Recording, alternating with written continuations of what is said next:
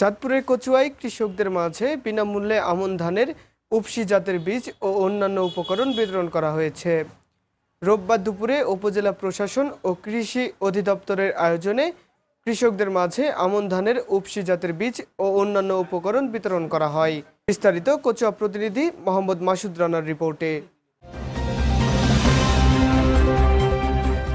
কচুয়ায় কৃষকদের মাঝে বিনামূল্যে বীজ ও উপকরণ বিতরণ করা হয়েছে।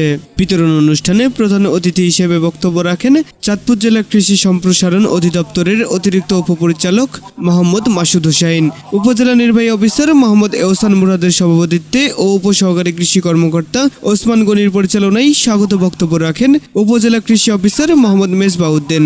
এই সময় উপস্থিত ছিলেন কৃষি সম্প্রসারণ কর্মকর্তা সৈকত দাস, উপসহকারী কৃষি কর্মকর্তা ফারুকুল ইসলাম, টিটু মোহন সরকার, অমল সরকার, মানসুরা আক্তার, আসমা ফেরদৌসী সহ বিভিন্ন ইউনিয়নের উপসহকারী কৃষি অফিসার বৃন্দ।